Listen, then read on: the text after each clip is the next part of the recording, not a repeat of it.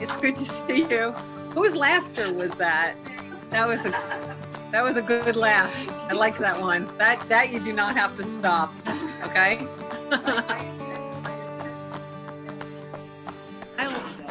And never and ever and ever and ever. I like that. We're all in. We support you in that expectation. Okay, so 2018 is coming to an end, even though it just started about 3 or 4 days ago.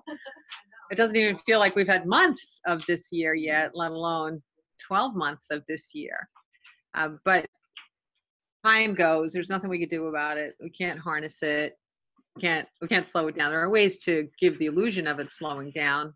But the good news is that the year or the period in human history that we've been waiting for a long time, not really waiting for, but inevitably contributing toward bringing it to us in a better and better way, it really is coming to a crux. And we have a very, very significant year ahead of us, 2019. It's not common for me to get information about an upcoming year before the year before a seminar. But this year, I have been getting a lot of information about next year, and it's going to be really a fascinating year, okay?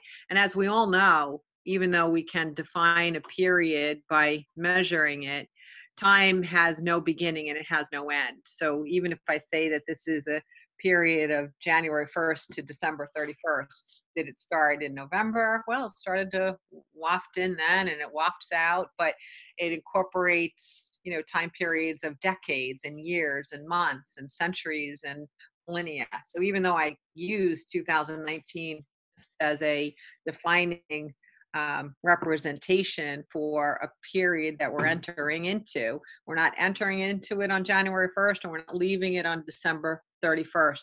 It's just a continuation of that byproduct of our accelerated enlightenment, the period that we're in now. We've been in it for a significant amount of time. It's the evidence is all around us. If the evidence was here 2 or 3 years ago, you could see more than ever that in everyday people, their conversations have a little thread of a spirituality in them that never had. Yes, are there more people that are demonstrating even more chaos than ever to a camp that's in an absolute position? Yes, that's also true, but that's how this works. The pendulums, they swing, and there usually is division before there's unity. That's just what happens. Enlightenment is a very funny thing. It's not something that just lands in the road in front of us when we're driving along, and then boom, you're hit by a wand, and you're hit by a wand, and you're hit by a wand. It knocks gently, and it taps on your shoulder, and it taps on your window, and it just says, come on, let me in a little bit, just a little bit, just a little bit. And whenever it comes in through an aha moment or a discovery, once it gets a little firm footing in there, it can expand and make itself more known and more apparent to you. So we have to always be patient with people that haven't had that first moment where the byproduct of enlightenment knocking on a door and someone letting it in a wee bit with a little bit of an aha moment. If they haven't had it yet, they don't know what they're missing, number one, but they're doing the best they can within their level of awareness, no matter what spiritual state of ignorance that is. And it's really not for us to judge or dominate. It's for us to allow and to allow and to allow and to coax and urge and encourage opportunities for discovery for other people. You keep making the space, and more and more people will come into that space. The analogy that I just got from your guides really is, if you build it, they will come. We don't have to go out and grab people and harness them and haul their asses in here, because it doesn't work that way. But if you build it, they will come. You just keep building, and you be what you believe you are capable of being, and you keep that space open for other people that want to join you. And when they invite you to where they are, you don't have to join them. If you're happy in the space that you're in with whatever accumulation of making discoveries and aha moments you have, stay where you are. Don't revert. Don't let them coax you. You guys remember in middle school, junior high, that whole peer pressure conversation that your health teacher came in and told you all about the evils of peer pressure? Don't let people do that to you. Don't let them bring you back to where you had visited and you no longer choose to be anymore. It's always your choice about whether you want to be back in that space, and you don't have to be back in that space. I understand that our emotions swing, and that our habit, our history, our body of memories will bring us to a place where we can bring forth the memories of being pre aha moment or pre discovery or pre any phase of enlightenment. But just because you're visiting the memory or the habit, that doesn't mean that that's who you are. You can't unknow. And that's the greatest thing. Enlightenment is a one-way path. You may choose to behave by your body of memories, but you are not that behavior. You already are what you now know. And it takes time to get the stuff in here into here. And I know that. And I know that we all operate on a different time schedule. You know, we've all met somebody where they can recite to us every spiritual book ever written. And they can tell you the author, the concept, the philosophy, and they can notate it and they can date it and they can throw it in your face if they think you're not behaving according to it. Yet they're a mess, you know, they're just a total mess. So it's like, well, okay, now maybe try using some of that. But the point is that, you know, where they are in this moment, the crossover from left brain to right brain, it hasn't happened. They haven't gotten it out of the philosophical space, the space of the intellect, into the right space, which is the space of our being.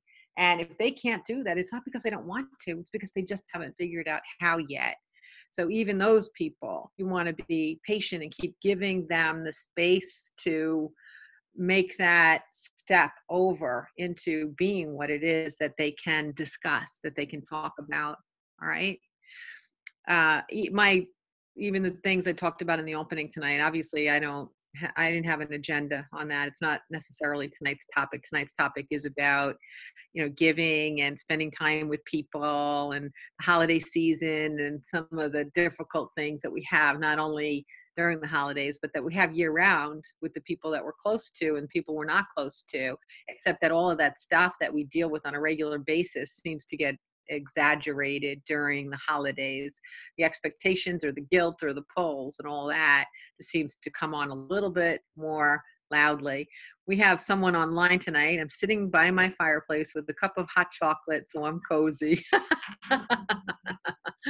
Well, I'm sitting outside in the freezing cold with it is a windless evening, completely windless evening. But somehow with the warmth around me, I still feel very, very cozy too. But thank you for sharing about your fire going on there. So we will talk about that, but because I am getting so much information about 2019 already, I really want to emphasize to us that I've been trying to think of how to say this. The dress rehearsal is over. Okay. We've been doing a dress rehearsal together for 10 years. That's what we've been doing. The dress rehearsal is over. That's probably the best way I can possibly describe it. The dress rehearsal is over. This is it. We're full costumes. This is it. We're going live. 2019, we're going live, which means you can no longer pretend that you're anything less than you really are, because you are much more than you're giving yourself credit for. No more pretending that you're less than, okay? The dress rehearsal is over. Does everybody understand that? Yeah. Okay.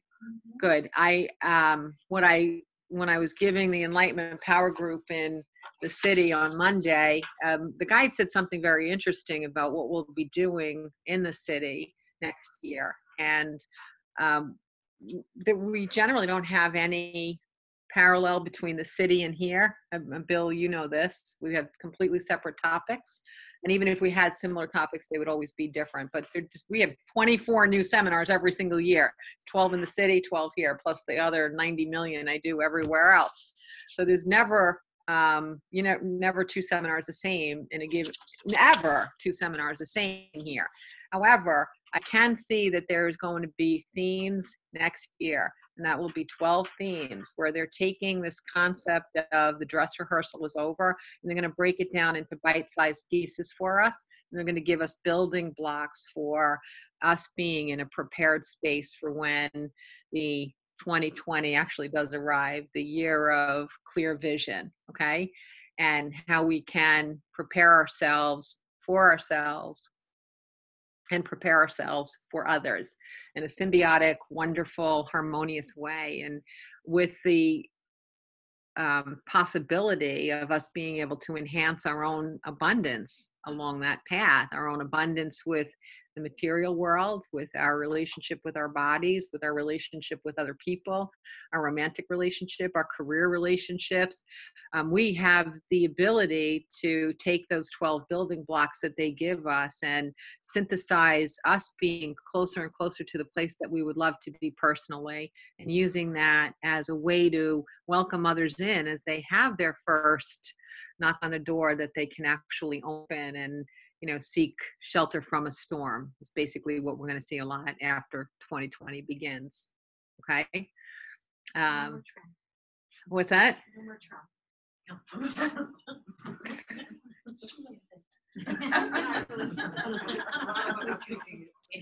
was funny. I do these coaching.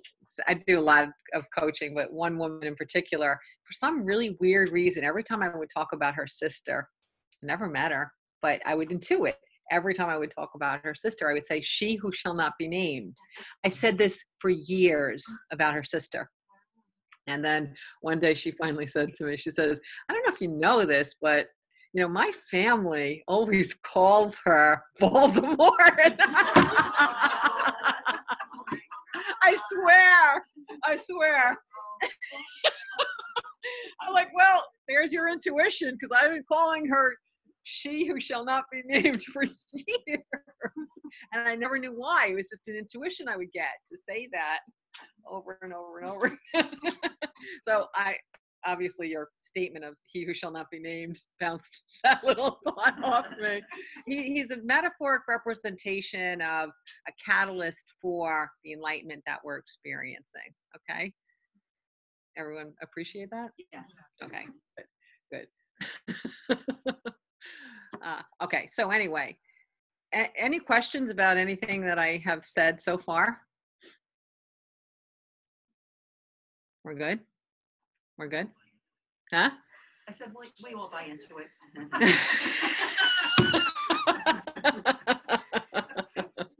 Okay, we'll just accept that as our platform for discovery today. No, but we're all good? Yeah. Okay. All right, so let's talk about what holidays can bring out or bring out in us some of the feelings. Of course, there's a lot of great. It's the season of love. There's a lot of great generosity and being together and celebrations and parties and great food, like where we'll take a break for. Yes, there's the good. We all know what the good is, and it's wonderful to focus on it if it's a part of our journey and it's something that we like to celebrate. But there is sometimes a lot of heavy stuff that comes along with it. And that's what we're going to talk about tonight, not just from the perspective of you have to learn how to say no. That's not what this is about. When I listen to people say, you've got to learn to find your voice, or I'm finding my voice, I understand what people are saying, but I'm finding my voice. What it really means, it means that I'm learning how to support myself and my needs, right? On some occasions, people are finding their voice and they're going out there and they're not being kind. It doesn't mean that you have to be unkind. There are still really wonderful ways to speak something that's important to you, but without being dismissive or hurtful, because you don't grow at someone else's expense. You give everybody else an opportunity to grow with you or stay where they are, and then you keep moving. But it's not about punishing people. It's not about living so far below the vibration that you have to strike someone or retaliate or take out a year's worth of anger at them. So finding your voice, what it really means is that I've talked about this all the time. Self-love is the foundation for all success, harmony, peace, abundance, well-being, and fulfillment that you'll ever have. Self-love is that platform, which means that if you have a choice between loving two things and only one is going to be able to receive your love, it has to be you. It has to be you. So finding your voice means loving yourself. It means loving yourself. If you live sacrificially, the person that you're sacrificing for will not receive the benefit, and you will not receive the benefit either. Because if someone is compelling you to do something out of guilt or whatever their need is that they want you to fulfill, and then you fulfill that need, you are allowing them to be a bully. So how is that good for them? How is allowing someone to be a bully good for them? How is allowing someone to stay in a space that's not compassionate or kind or caring or empathetic or sympathetic, whatever it is that they're lacking? If you allow them to bully you, then you're not helping them. So your sacrifice is not their gain nor your gain. That's just to give you one tiny example of why self-love is so important. And it doesn't always mean that it has to be this big, cold, this is how I feel, this is what you've done to me for 3 decades or 60 years or 60 days. It could be that somehow you just learn how to break a cycle that has not supported you by doing one thing very differently. And however you have to say, I'm going to be doing this one thing differently, you do it. And then after the cycle is broken, then you don't restart it. Okay? I'll give you an example. So I had a client that had just about the most difficult in-law family you could imagine, or you guys have that same in-law family and you're related, so you know exactly what I'm talking about, or your family. But you know, what would happen was mid-October, this client would go into like a real 60-day period of like anxiety because of all of the holidays and all of the expectations and all of the wars and just all of it. And, you know, her kids were getting a little older and she realized she never once had a holiday like she would want to have with her kids and her family. Never once, because of how difficult and invasive the in-laws were and how demanding and commanding. So one year we did this thing where her husband won a trip at work, but he was allowed to go whenever he wanted. So they didn't tell the whole truth, but they did say he won this trip and we have to go during this period. If we don't use it by December 31st, we lose it. So they went and they were actually in Spain on Christmas Day. They didn't feel wonderful about it because they had to take all their kids to Spain and celebrate Christmas in another country. But they knew that in the long run, it would pay off because they'd find a way to make it magical for that 1 year. And then every year after that, the cycle had been broken. Okay?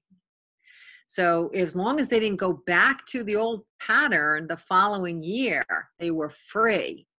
And that meant that it opened up a door of possibility of a different conversation.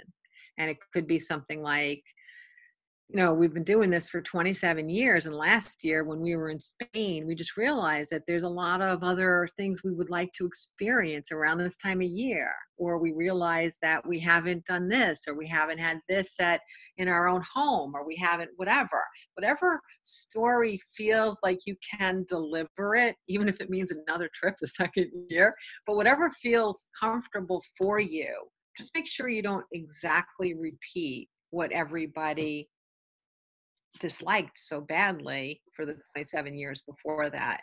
You follow me? And they'll hem and they'll haw and they'll sabotage you and they'll do everything that they can. They'll do everything that they can to bring you back into what you did for 27 years that you agreed upon. You agreed upon it because you did it. You showed up, that means you're in agreement, right? So they'll do everything that they can. And they might, one of these people might even go out and have a heart attack just to make sure that you understand the importance of you doing what you're supposed to be doing, because that's how we work. Our unconscious is so damn powerful that we will actually use our own bodies to get what it is that we want, because we have no idea what the emotions are or the feelings behind it or the history behind it. We have no idea how complicated we are. We have no idea that we could actually create a medical crisis in order to try to get everyone to our house for a holiday that we've had for 27 years. So they will try everything. They will try everything. And you have to brace yourself for that expectation and support one another if you're making the decision with somebody else. And the other thing is, this is the worst case scenario. And this is after 27 years of attempting to make small changes within being there, to try to make improvements, to try to be more gentle, to try to bring some fun to the event. You've already done this. So we're talking worst case scenario here. When the worst case scenario, you have had enough of it, you have to save yourself. You have to save yourself. And you will grow your abundances and your fulfillment when you let go of the feeling of guilt. Okay. One of the hardest things to kind of put into practice is the knowledge that our lives are temporary. And because they're temporary, people are going to allow themselves to stay in a miserable condition. And some people will allow themselves to stay miserable until they die. That's not on you. If they die miserable, that is not your fault. It's one of the hardest things for us to grasp. If someone dies miserable, they chose to die miserable. They had the same whispers in their ears from guides all of their lives. They had the same knocks on the door. They had the same opportunities for discovery that you had. You think you had a perfect life? You think everything came so easy to you? And that's why this is an easy choice to love yourself now? No, your life is hard earned. Nobody handed you your life. Nobody handed you your enlightenment. I don't care where you are on that scale or that spectrum of enlightenment right now. You earned it. You earned it because you answered and you listened and you asked and you answered and you listened and you asked. And you did this stuff to reimagine the life that it is that you could live. You did it. You did it. Nobody handed it to you. So they had the same chance to do it too. And if they die with never having done it, that's okay. The soul will live forever. They'll get another chance, but they don't have to do it on your dime. They will get another chance after that, and another one after that, and another one after that. The chances will never go away because we're driving ourselves toward getting closer and closer to the vibration of love. The chances never, ever end. Never. But you don't have to be responsible for other people's decisions to take those chances and to make those choices. And you certainly don't have to go into the swamp with them. You don't have to go into the sewer with them. If they feel like swimming among the slush, let them swim.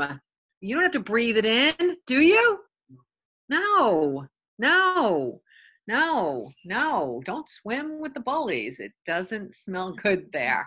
Okay? So if you don't have a worst case scenario, then everything other than that is a little bit easier. And that does mean that you have the right to make a statement that will probably not be regarded very highly if you're choosing to change a pattern. If you want to do something a little differently, if you want to go there for dessert instead, if you want to, celebrate something in the morning at your house instead of that, if you want to leave early and hop a flight to Colorado later that day, if you really, really, really want to do something differently, it's okay to say that we want to do something differently. It doesn't mean that we don't love you. It just means that we want to do something differently. You can say, I had a wake-up call because the guy in the cubicle next to me died and he was 47. Whatever you need to say to justify your change of heart, it's okay to have a reason that they can accept other than that you're just fed up. It's okay to give them a reason to think that you've walked through a door, because it helps them to digest your change. It helps them to accept that there's a good chance that this change in me is going to be permanent. So, if some guy in the cubicle next to you was 47 years old and he really did drop dead, and you use that as your launching pad, then people are going to say to themselves, well, she'll get over it by next year. I'll let her have this year. And then next year rolls around and say, wow, that really worked out well for me. I really love changing things up. I'm really realizing that the saying life is so short, it's not just some words to help us feel good, but it really is. And we have to grab at this life. And, I'm going to continue to grab at this life. So there are lots of ways to shift something. But the point is that if you are complicit with what they are demanding, then guess what? You are complicit with what they are demanding. It really is that simple. So if you go along and then you want to spend 60 days having anxiety about a before and after, then you have earned that anxiety because you are complicit. We always have choice. We always have choice. We always have choice. We're not being invaded by a violent species, right? This is a relative inevitably. You have choice. You might be afraid. I'm not saying that it's that you won't be afraid. You might be afraid. And it's usually because people who manipulate you or people who bully you have intentionally or unintentionally tied a link to the consequence of what will happen to you if you don't stay complicit. So in most cases, it has to do with money, right? Going to cut you out of the will, going to take the family vacation and you're not invited. You're not going to be invited to Kathy's wedding next year. They're going to take this stuff and they're going to subtly or directly use it to try to get you to be where they want you to be. All right. The thing about it is that families who manipulate each other, that form of bullying comes from a source of the people who do it. They know that they have not earned your love. Follow me? So they're going to find a way to buy your love, manipulate your love, demand your love, fear you into your love, because they know they haven't earned it. And so deep down, they're terrified of being alone because they haven't earned a space in your heart. They haven't earned the right to be loved and valued and respected and appreciated by you. So they have to do everything that they can. It's sort of like organized crime behavior. There's no other way to say it, but that's really what it is. If you can't earn your respect, then you have to demand it, right? But I believe that love is love and love is earned. Love is not commanded. Love is not demanded. You can't hold a gun to somebody's head and say, what I'm going to take away from you if you don't show me the behaviors that make me think that I am lovable. It doesn't work that way. Love is earned because you are a lovable person and you're behaving in a loving way. Not 24/7. We're human, but to a place where we're respected and we're valued and we're heard. Yeah. It's so funny. One of the simplest statements I say to a lot of new people that I'm coaching in really tough family situations is, a family that is loving never has to tell you to come see them. They don't have to tell you that you have to take care of me when I get old. They don't have to say anything like this. They don't have to make any demands. Because if you are a loving being, people come to you and they're with you because they want to be with you. They want to be around you. They actually feel like this is a symbiotic relationship, and they might not make the full contribution that you might have asked for, and they're finding their way to demonstrate it. But in the end, they're going to make the choice that they want to be around you because you're nice to be around, because you're lovable, you're kind, you're trusting, you have an open heart, you allow them to be them. You're not bossy, you're not opinionated, telling them what they're doing wrong all the time. You're in a loving space, and the people want to come into a loving space. I have no expectation whatsoever that, my kids are responsible for me in any regard. I don't know exactly what the future will unfold, but it's not on my kids. I gave birth to them. I raised them and am raising them. And then they're here to live their lives. They're not here to live my life. I have my chance at that. And I'm going to do the very best and continue to do the very best I can with the life that I have. My life is not their responsibility. My happiness is not their responsibility. My well-being is not their responsibility.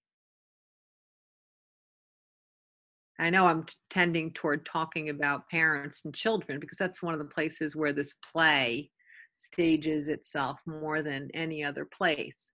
But it's like this in a lot of relationships, these expectations, my brother-in-law said this, my sister-in-law did that, my niece won't do that, my nephew won't do that. But in the families inevitably model what they were taught, jealousy, bullying, holding grudges, making demands.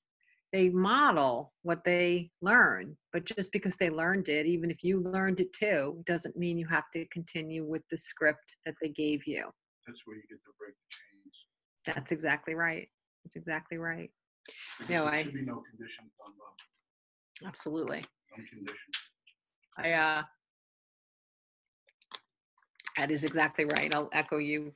Yes, that's how we break the chains, is we make a decision to not read from their script anymore. That whole experience you're talking about now, we did with Christina in Colorado. We went through the whole thing. The unrest it put in my wife's brother and sister, to why we were not going to be in New York for Thanksgiving. That's exactly the example I'm talking about tonight. Everything that you talked about was exactly what we went through. All right, he's saying how their family is experiencing everything that I just mentioned about we're not going to do what we did for the holiday that we've done for 30, 40 years. Yeah. And here's the reasons why. And the other side of the family is all in turmoil because of it. Figure it out. Yeah. They don't have to figure out what they were doing. So now here's the best part. Now coming back. So now we're going to have one of the, a day for Christmas. I think it's Christmas Day or whatever. There'll be the same 25 or 26 people there. But the rules have now changed. Okay? The rules have changed. So they're going to come, they're going to be, address themselves accordingly and be part of the gathering, not the centerpiece. Okay. I don't want to hear the old stories, from 30 years ago, and you're replaying those tapes over and over again. Yes. Yeah. Not worth it. Yeah. It's not worth it. What he's talking about is actually changing it up.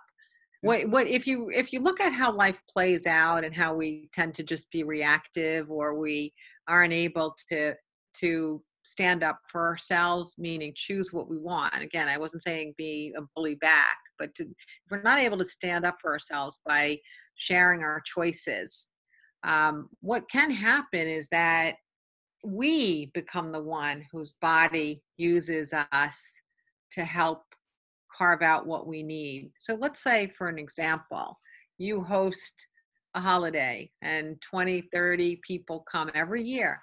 And the expectation is that 20, 30 people will come every year. And the expectation is that you'll be doing 90% of the cooking and shopping and cleaning, or whatever the gig is that you didn't know you signed up for when you did it one year. What'll happen is, if you can't express that this is no longer tenable for you and never was, if you can't express that, then your body could be the one to produce the shift, which means you can get clobbered with a massive flu or chronic illness, or get walloped with something that puts you in the hospital, because you have to have a socially acceptable excuse to give away something that you haven't wanted for a really long time.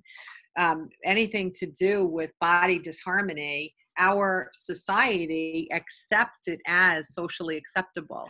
If you pull back on something, or you become needy, or you are demanding, we allow our bodies in sickness to be a conversation for many of us to carve out more of what we need or we want. It's one of the inevitable aspects of having a body. Most people never know this. They never realize that our bodies are conversing with others through us, and that others' bodies are conversing with us through them. But this is what happens. It's nothing random in the universe. We're just playing out these soul-to-soul connections. We're playing out our soul's development in bodies, and the bodies are parts of the players in it. So if for no other reason, if you're sick of that 25-person gathering, 30-person gathering, when you're doing everything and there seems to be such a lack of gratitude or contribution, I'm saying you really don't enjoy it. If you enjoy it, do it forever. Okay? Some people really love it, and they do feel valued and appreciated, and it's a part of what excites them, and the love that they feel, it's something they want to continue as long as they can. Talking about the other case where you feel like a doormat, and here's one of the funny ones. One of my clients, one time we were talking about the holiday and Thanksgiving, and it was very clear she was narrating that she had had enough, and that's how sometimes sessions go. But she got to a point where we're just having a friendly conversation. She makes 4 kinds of potatoes for Thanksgiving. There's a problem with that?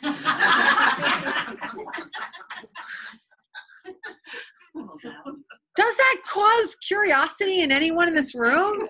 Why would anyone need 4 kinds of potatoes at Thanksgiving, right? I don't know if she's showing off her cooking skills, or if she's at the mercy of everybody's demands. I want mashed potatoes. I want this. That's the answer, Elise. Elise said, is she showing off her culinary skills and she loves to do this and she makes 4 mean potatoes, or is she at the mercy of everyone's demands? She made 4 potatoes at the mercy of everyone's demands. You know how many potatoes I would make? Is Wendy's open on the way over? Because if it is, pick up some French fries, because we're not having any potatoes. And that would end really, really, really fast, wouldn't it? No, I wouldn't go there first. I would go, if that doesn't sound like a recipe I would be really good at. So if you really want that, bring it. But you better bring it hot, because I'm not going to have any oven space. Or you know what? Why don't we have that on Halloween? You can make it and I'll come over. And I'll wear my costume. I'm not putting up with any more of your shit costume, okay? How's that sound? I want some potatoes at your house on October 31st. Oh, that wasn't good? That wasn't soulful? Oh, I go off sometimes. Oh, now you guys are going to use that next October, right? What's your costume, Marie? This is, I'm not taking any more of your shit. Oh, it's so lovely. Huh?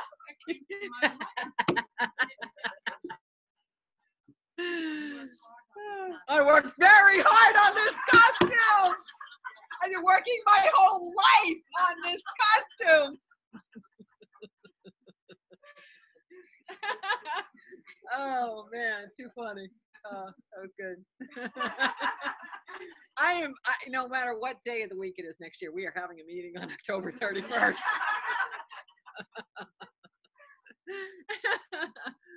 Oh, that's funny. You have to come in your costume. Bring a potato dish. Everyone, oh my gosh, I see a new tradition. Spuds, we'll call it Spuds. Spuds gathering. Oh, that was funny. I have a couple of son-in-laws who are very particular in certain things. One has a problem with what he can eat and everything. And we were accommodating them for a while. And now we say, you want it, we bring it. Yeah, I think that's a wonderful You thing. want it, you bring Yeah. it. Like, no. Yeah. And the recipe for the baked clams goes onions. You don't want the onions, Then bring it. guess what? Bring it on. Yeah. What she's saying is that she has a particular person that has demands or needs or special food requirements, and they've gotten to the point now that they just say, if you want it, bring it. That's the bottom line. If you want it, bring it. It's just such a beautiful way to think about it, right? And I actually haven't heard of anybody dying because they didn't have their favorite scalloped potatoes on Thanksgiving. The sun rose the next day without the scalloped potatoes.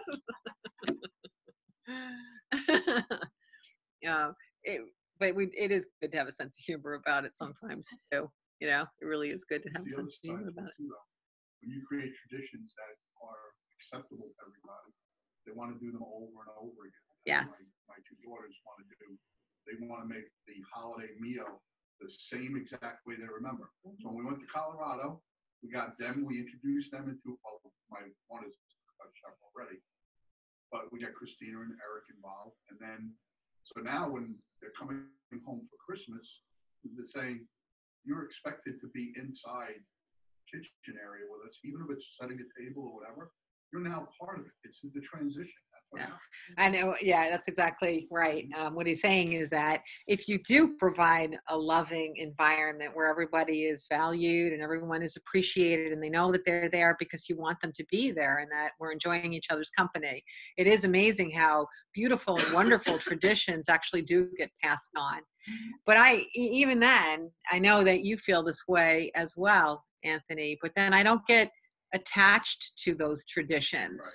Right. It doesn't break my heart if it's done for a certain amount of time and then they start their own traditions too. Mm-hmm. We have to always remember that this planet is always going to be handed on to the next generation. So whatever you felt or you experienced or whatever your history was, it'll always be a part of all of us and it'll always be a part of Earth's history. But we don't have to compel it to be a part of our legacy. We just don't. If people want to keep those warm and positive memories and traditions going and it gives them a feeling of unity or love, terrific.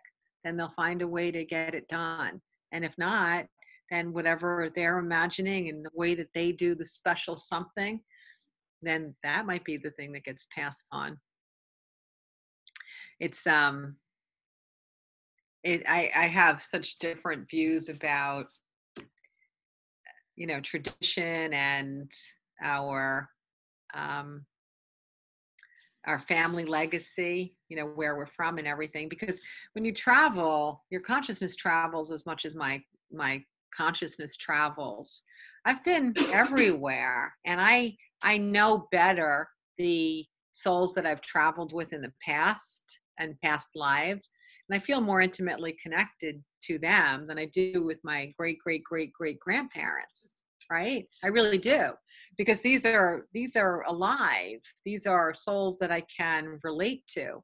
It's not the same souls. We definitely travel in, you know, in groups, 5 return, 8 return, 60 return, 2 return, and there's all different amounts and combinations because we're always developing. So we want to try out. We don't want to, let's 12 of us land here, 12 of us land here, 12 of us land here.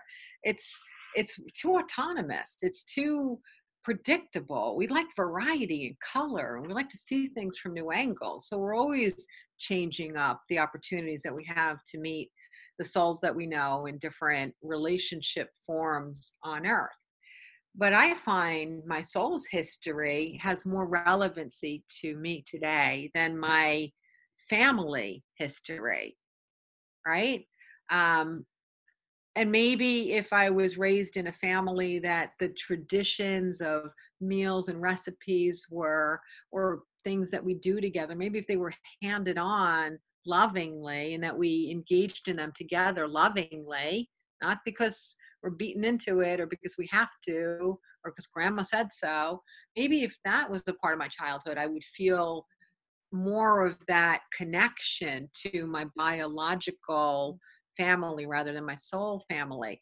But there's also a corollary to that. It's likely I'm less soulfully connected through my lineage, and it's demonstrated in there not being those beautiful, harmonious things that bring us together and make us feel excited about sharing generation after generation, right? But everything is our choice. Everything is our choice. But the other part of tradition that can be detrimental is that when you take an entire culture and they love their tradition and they honor their tradition and their recipes or their holidays and their celebrations, I think that's a cool thing, being connected to a country because of those things that are the fabric that sews them together. But on the other side, a lot of people throughout history use those specifics as ways to say that we're superior to another group. And that's what leads to war, is a feeling of difference not being good, and that there's a comparative of the way that I do things or the way that I like things or the way that things taste that we eat or what religion we practice, that we are superior to you and we should stamp you out because we are superior. So there's always that little bit of a risk of, is tradition compelled, or is it appreciated and honored and respected in mutual benefit? There's a very big difference. I actually still like the idea of country flags because I think it's fun to feel like you're a part of a community. And if there are certain aspects of things that you like and it comes from the lineage of your country, I think that's a really lovely thing, right? If I loved unicorns, I would be happy to hang unicorns, and I would hang a little unicorn flag, right?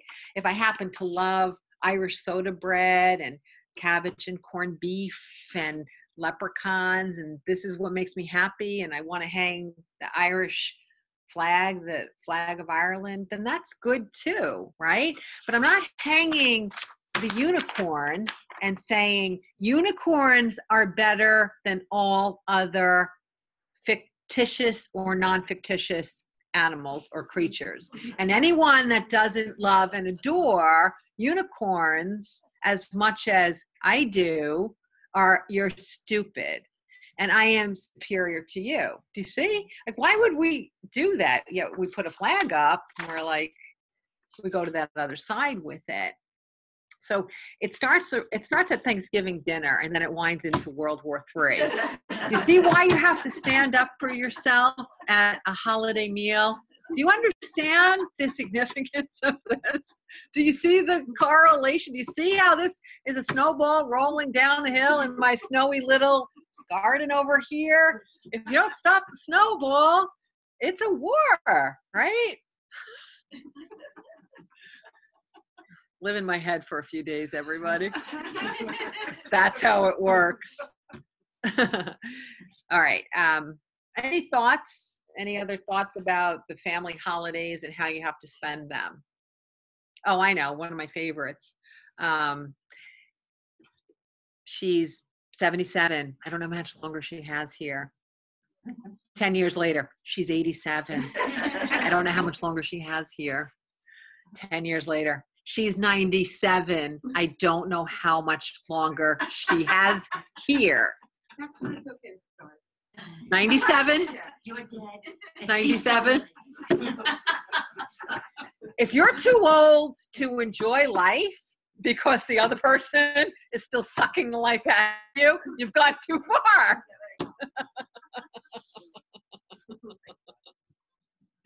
If that person is 97 and still holding their inheritance over you, trust me, honey, you're too old to need money.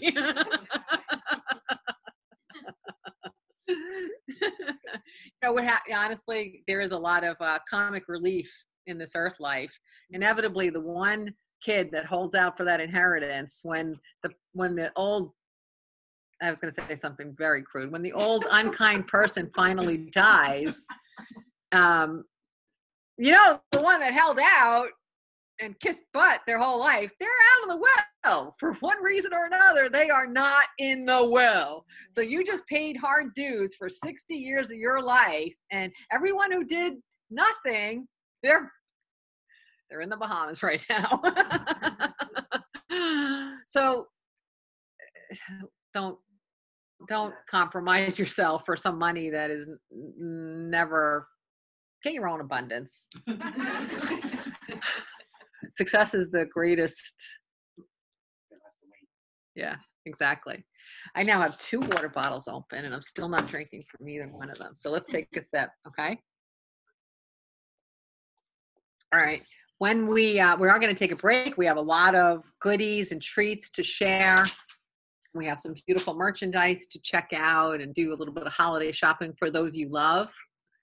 But when we return, we're going to talk about some of the other aspects of giving and receiving that are not necessarily tied into holidays. As I started out by saying, it's just that this period tends to exacerbate that which is already challenging or difficult or stressful, if it is already challenging or difficult or stressful. But there's other aspects of giving and receiving that really do weave through the entire year. So we're going to talk about that, and we're going to talk about having harmony and fulfillment in those areas as well. All right. So we'll go celebrate with each other, and we will.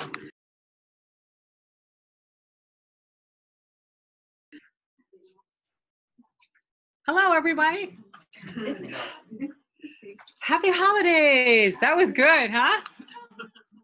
Wow. That was really good. Glad I saved up some of that extra calories for tonight. Everything was so good.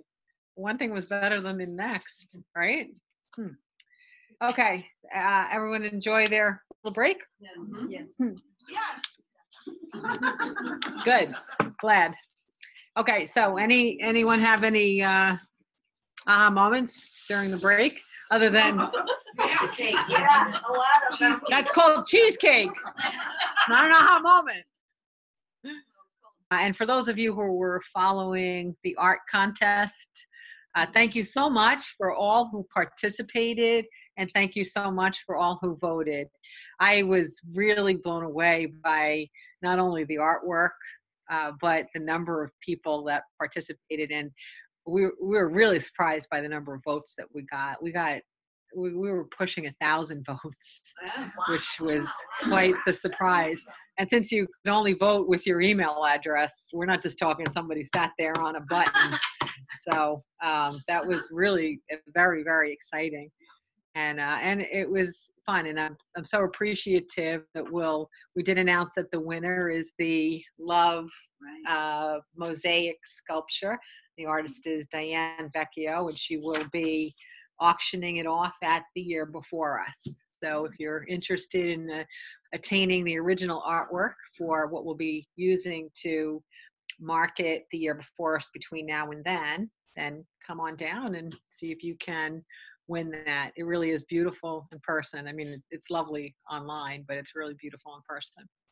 So thanks for everybody who voted. It was a lot of fun. It was fun for me to even get people's comments, and they would inbox me and talk about how hard it was, or I wanted to vote for 3, or, all that. It was cute. I mean, you guys took it the way I wanted it to be taken. You took it with love, and that was very meaningful for me to see. So it was a celebration. I think it's probably something we're going to be doing again. And next year, it's going to be twice as big because it's going to become the artwork for 2020. Wow. Right? No pressure, people. No pressure, artists.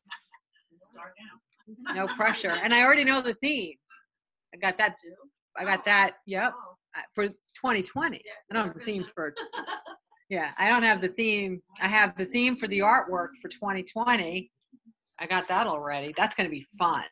I think I'm going to put that contest out even earlier because it'll be fun. Yeah. People can create it.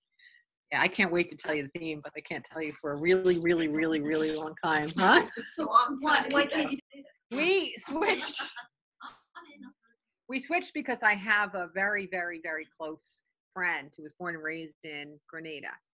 And he's helping us in ways that you can't even imagine. So we're going to have a very different experience than we would have had in Costa Rica. Costa Rica, we would have gone as guests. We would have gone as visitors. Here we're going as people who have friends that live in Grenada, which gives you an entirely different experience. And if I could tell you some of the events that we have planned already, I am so excited about this trip. I really am. You're going to have to sit and listen to me a lot because that's part of the gig. Yay! But for every 6 hours you listen to me, I'll let you do something fun in return. Okay.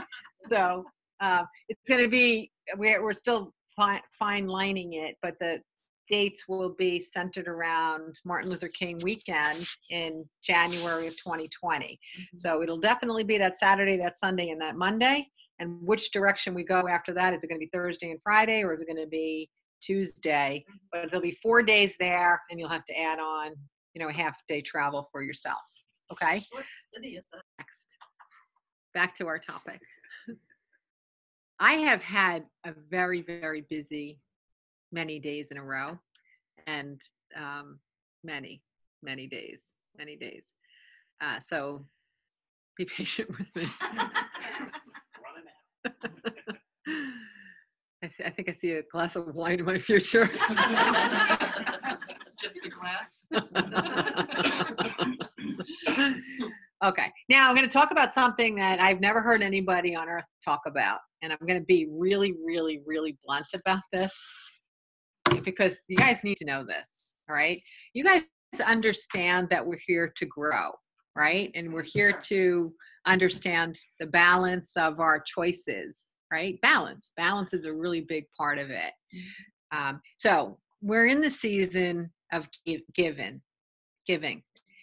I do tend to find that the people who are in my client base tend to veer more toward giving than to receiving. It's just one of those little bit of imbalances. We also are the black sheeps of our families. I draw in the black sheeps of our family, right? So, but we also tend to give more than receive. But I want to tell you what inevitably is going to happen to you if you don't receive. Do you want to know? Yes. I'm not a fear-based speaker, okay? If you don't receive, at some point in your life, you're going to become dependent on other people. Not me. Do you understand? That makes so much sense. Yes, it does. Yes. So you have to receive along the way. It's harmonious. It's balancing. It develops the soul. It helps you to grow, to have more aha moments, to accept a compliment, accept a gift without reciprocity. Sometimes ask for a favor. Anne. I'm just saying a random name. Like letter A, Anne. Letter B, Bob. Letter C, Casper. That's how this life goes. It's okay to be self-reliant. It's okay to be generous. It's okay to give and give and give to the emotional, physical, intellectual, spiritual, social, financial needs of others. But if you don't receive, you're going to be depleted. But more important than that, at the end of your life, whenever that might be, in that last corridor, whether it's a 10-year corridor or a 10-day corridor, you're going to become 100% dependent on others, because that's how life balance happens, since your soul is here to grow. If you won't choose to receive, your beautiful guides and the beautiful universe will compel you to receive. Does that make sense? Would you rather receive on your terms? Yeah. Yeah. So you mean physically you'd be dependent on Yes. care? Yes. everything? Wow. Yes. Thank you. And I recognize that there's no one out there talking about this, so I might as well just help you guys understand. If you're not motivated by self-love to receive, then think about who's going to wind up taking care of you and get motivated by that. Do I really want that person changing my diaper? No, I don't. I receive. Text someone right now. Make me a lasagna. I need it for dinner tomorrow night. I'm having a really hectic day and some stuff's going on. And I got the cat and the kid and the dog. Just make me a little pan of lasagna. Thank you. And then you opt out of all diaper changes for the future. Okay?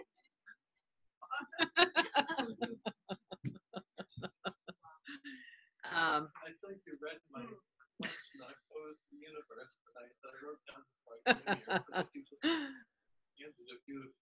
Really? Yeah. I know she didn't read it, just the record. He's saying that it's like you read what my questions were. Thank you. But that's my job, is to read your questions without reading your questions. That's so interesting because I always think about that. Like, why does that happen to some people and other people, Yeah. peacefully or whatever, like why? I have a sister-in-law right now that's so dependent on everything. And you hit the nail on the head. Yeah. She never really. Yes. And it is, yeah, it's you know how it's sometimes hard to just even take a compliment, right? Let alone to ask someone for a favor without explaining immediately what you're bargaining to reciprocate, right? If you ask someone for a favor, you're quickly throwing in 2 or 3 things you're going to do in return. Right. But what about just asking for a favor and accepting the favor and then letting it be that? Because trust me, in the energetic world in which we live, you're making more contributions than you're taking back, because that's what my client base is all about. We're high vibe people. We live soulfully. We live above the line. So it's inevitable that we're making a greater contribution than we are taking. I don't have a writing board at the moment, but here's I'll see what I can do to draw it. Does anybody have a decent looking pen? Yeah. Decent looking I pen. was say looking, does it have to look good on the I know. This is a good looking pen. Does anybody have a better looking pen? This one's thinner. Well, that one's thinner. No meat on the thighs? Okay. Just straight. Oh, yeah, All you right. missed your board. I know. Oh well, I could go draw on the bridge. Anybody got to do spray paint? Does your picture keep changing? Yeah, we change it all the time. Oh no, we go to a different location every time. from the first one before the break even? No. Just for the night. Yeah. I don't have enough time to get everything back in the truck and go on to the next location. Does anybody have a hard surface? Now you're asking for a lot of things. I know. So do I have a nice enough looking? Do you think I'm going to remember what I'm drawing by the time all of this comes together? Oh, look at that. And then you can have your book back. Cool. Oh, you can write too. And I have your pen, right? Right, I have another one. That's better looking than one. She has a better looking pen. So we can swap. Okay, so all right, now this is a game changer if you haven't seen this yet. All right, so we got to try to do it. I don't know how to do left to right backwards, right? So I'm going to do it the way I would do it. Yeah. Good idea. It'll be backwards for the home viewer.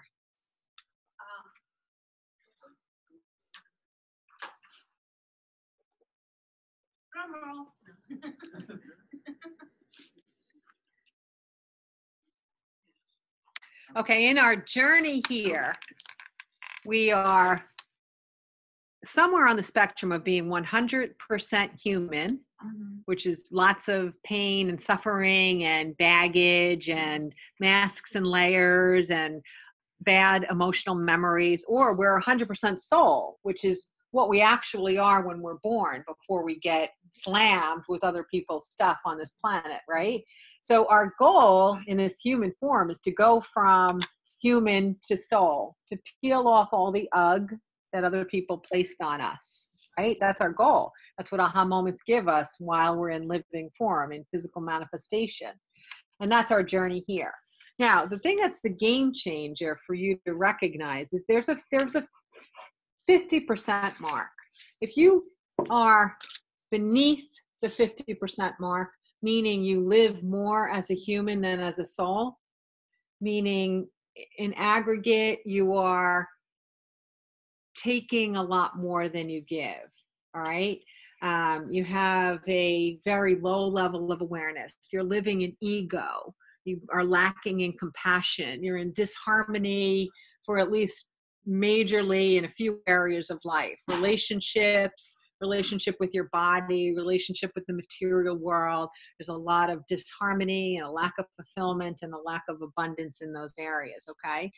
Now, if you're living as a human, the aggregate of your life, you will consume more than you give, okay? You will consume more than you give. When you start to go above the 50% mark and you start to live more as a soul and less as a human, you will actually give more than you take. So when you're above here, you create, you begin things, you are more visionary, you are more inspired, you are more intuitive. So you're making contributions, not necessarily only in a monetary sense. That's only one form of contribution. We inflate the value of a monetary contribution here, but we're contributing through friendliness and time and expertise and wisdom and love and kindness and so on. So we're making contributions in lots of ways. But when you live above that 50 mark, you become one that gives more than you consume. So you ultimately, metaphorically, you leave the planet a better place than you found it. And those who live here leave the planet worse than they found it. The good news is that your vibration above here eclipses the vibration of those who live down here. The vibrational energy of someone living like a human is much smaller than the vibration of someone living like a soul. So one soul can eclipse the consumption of many, many, many humans. Does everyone understand that process? Yeah. Okay. So the reason I'm explaining this to you, like, why can I talk about you have to receive? If I went out into the mass public and I said you have to receive, we'd have, maybe we'd incite a little more disharmony because there's too many people that are receiving more than giving, right? But in this group, if you are attracted to being here, or even having met me or known about me or been curious about what I do or what comes through me, the information that comes through me, if any of that has happened, that means that inevitably you're already above the 50 mark. So you already are more of a giver, a contributor, than you are a consumer or a taker. Okay? So that's why I can have that conversation here, because your perspective wants to be next than, am I also taking? Am I replenishing that which it is I contribute? And if you find that there's an inequity, it's really important that you balance that.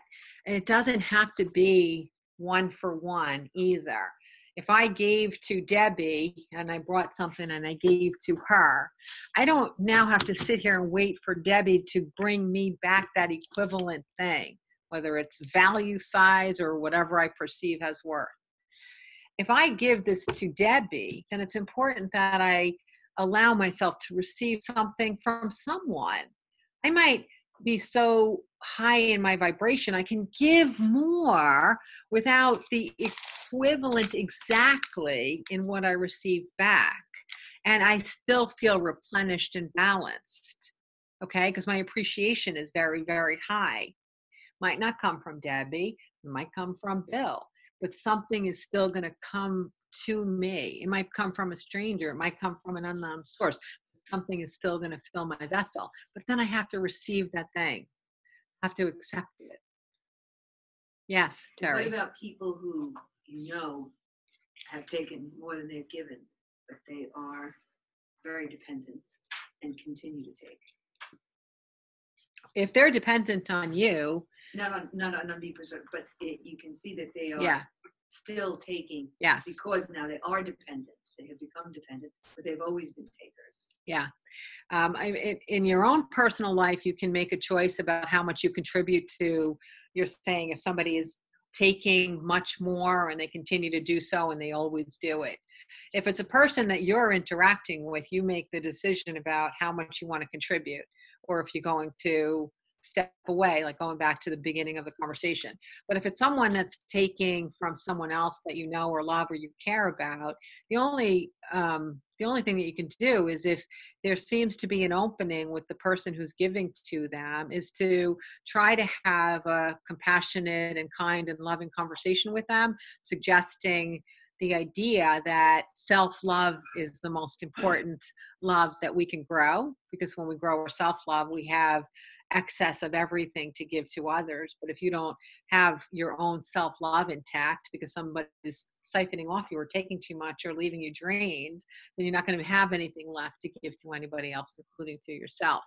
So if someone is amenable to having a conversation about it, then you can take another step after that and try to help them find ways or tools to extricate themselves from that imbalanced relationship. I go back often in all of my travels. One of the places that I've been enough that I could get a good sense of what it's like is that first civilization of humankind. And the first civilization of humankind, I for lack of better language, let's call it a tribe, just that tribal feeling. When I visit that group, it is a very, very, very symbiotic relationship among all of the people in it.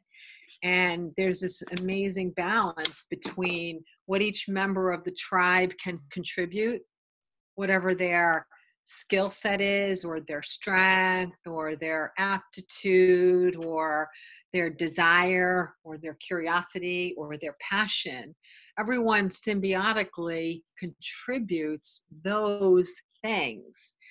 So it's amazing how harmonious it is in the creation of this tribe, where everything gets done, all needs are met, and everybody's living in harmony. And the interesting thing is, I could see a 2-year-old making a contribution. The 2-year-old thinks that he or she is playing because we haven't yet sucked all the fun out of life. But the contribution that the 2-year-old is making, he's having a good time, but he's doing what he can do. And when the 90-year-old who's blind might not be able to do as much as the 2-year-old can do, the blind 90-year-old is still contributing whatever it is that he can contribute, and doing so lovingly. It's such a feeling of, I'm going to do what I can do. And we go, I'm going to do what I can do. And then we go up just a tiny percentage. We feel good about pushing ourselves to do a little bit more. That's the nature of human consciousness when this earth started to be inhabited by humans. That's our natural way of being, is making the contributions we can make, and then setting our sights on making a little bit more contribution. Just like we compete against ourselves, get a little stronger, lift a little more weight, run a little farther. So every person in the tribe was like that. So there was nobody was enabled, nobody was disabled. Nobody was dependent. There was no dependency in the tribe. The challenge that we have today is that we don't live like that anymore. For whatever reasons, we have gotten to this idea that there's a small population that can take care of a big population, and that's the only way that it should be. But what if every person on this planet stepped up 10% or 20% of what they're contributing? What would happen to the world? it would be amazing what would happen to the world, right? If we didn't have ways that we could consume more than we contribute, if we didn't have mechanisms that were an easy way out, or letting somebody else do something that we're capable of doing for ourselves. You know, it's so interesting how it parallels the raising of a child. The more you do for your child while they're growing up into levels of maturity that they can do for themselves, the more it is inevitable that this child is not going to become a fully contributing adult that has the capability of creating their own life or their own family or their own experiences, because they will become dependent on you or whomever is enabling them by doing too much. I have had the philosophy with the kids to let them do more, because when you're doing something, if it doesn't work, they're going to come and ask a question, right? But if you over instruct, they're going to glaze over. They couldn't care about another word that comes out of your mouth because all you do is talk, right?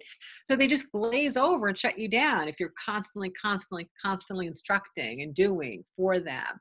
We're curious beings. We want to figure stuff out. You know, if it's raining and you have no shelter and you have to build a hut, let them try and fail. Make a suggestion. If they don't want to implement it, let them see the result. Maybe you'll learn something because they'll have a clever way of doing it differently. You know?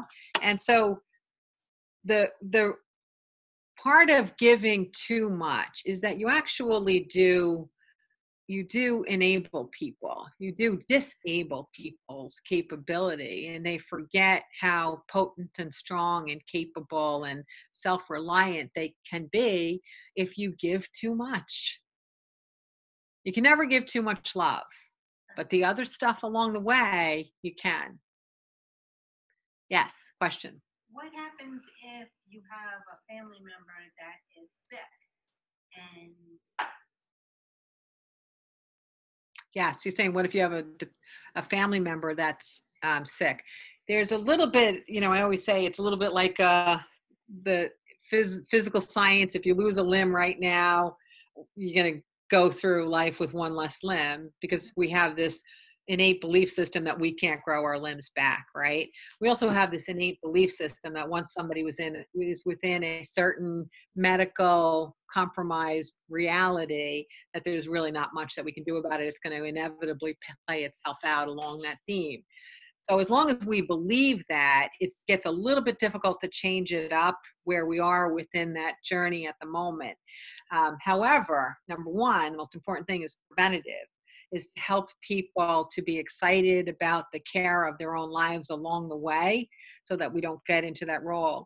People who are passionate and are goal setting and are self-loving have much less likelihood of having long-term chronic illness. People who can accept favors and accept love and contribute favors are much less likely to be in a situation in their lives where chronic disharmony is a method for their own discovery or for their own awakening.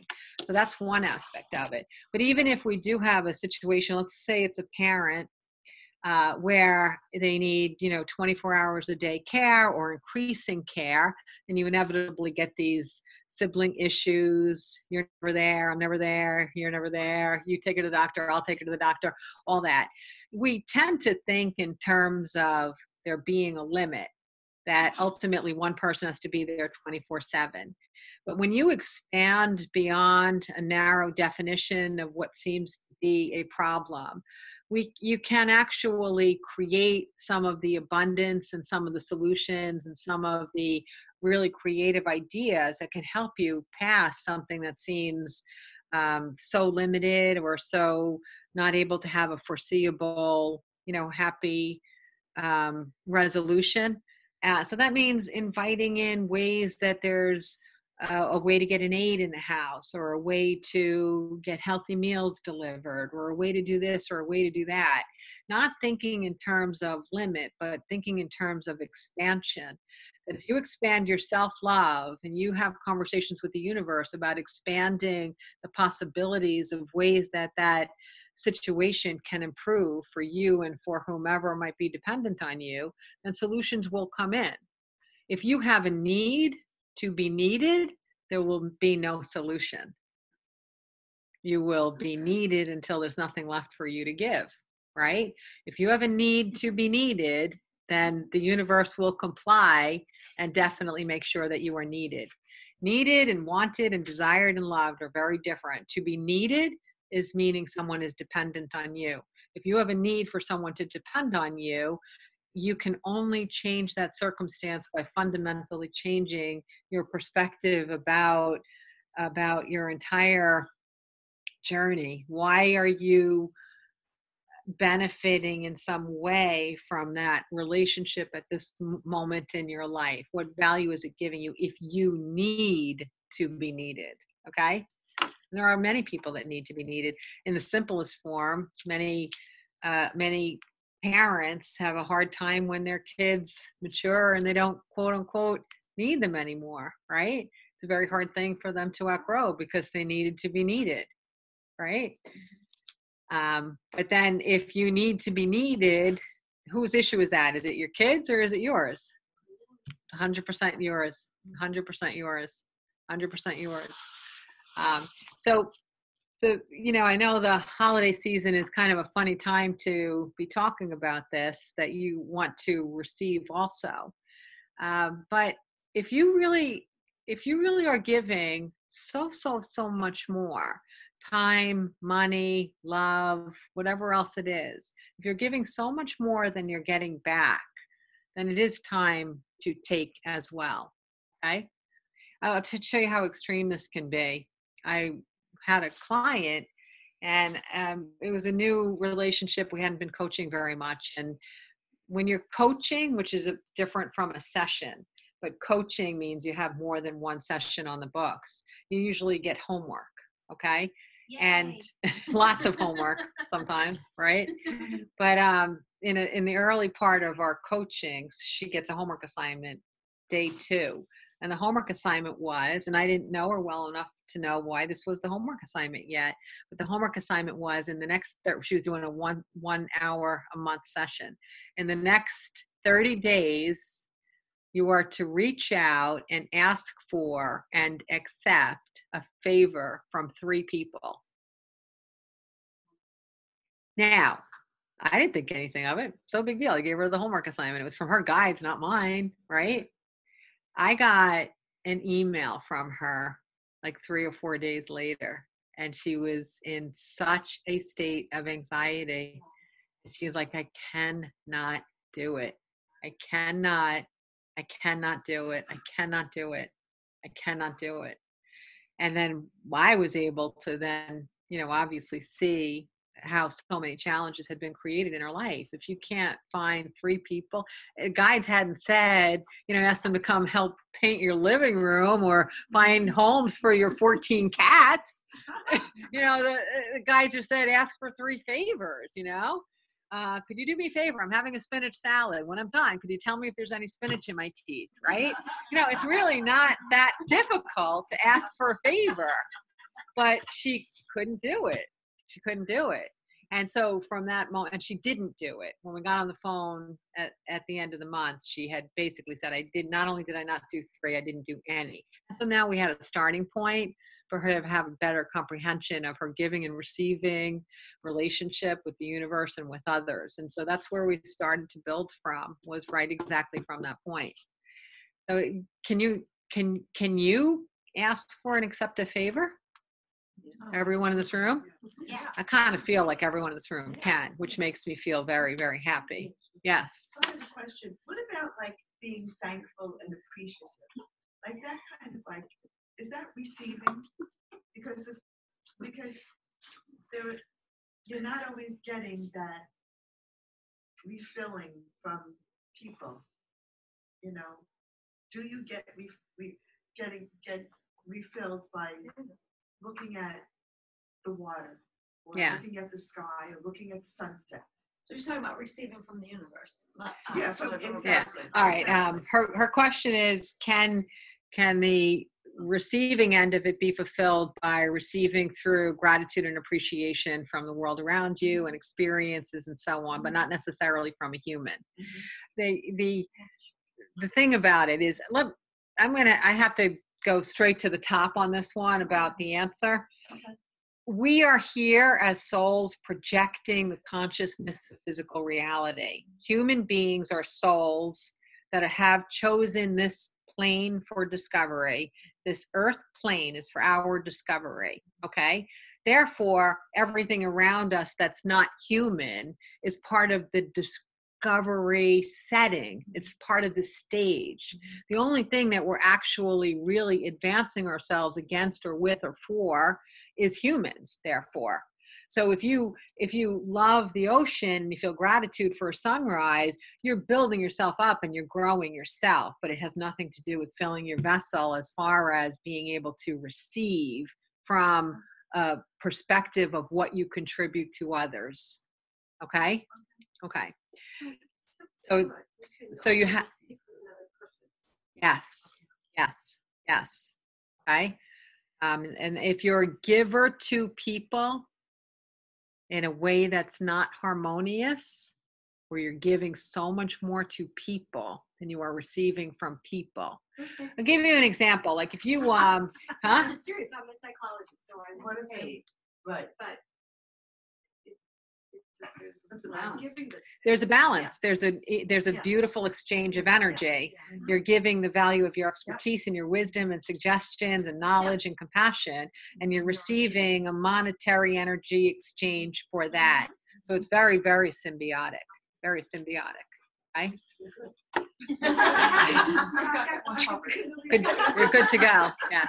She was saying that you're a psychologist, and she's saying, am I giving a lot to my patients and so on? But no, it is symbiotic for the reasons that I just said. Now listen, if you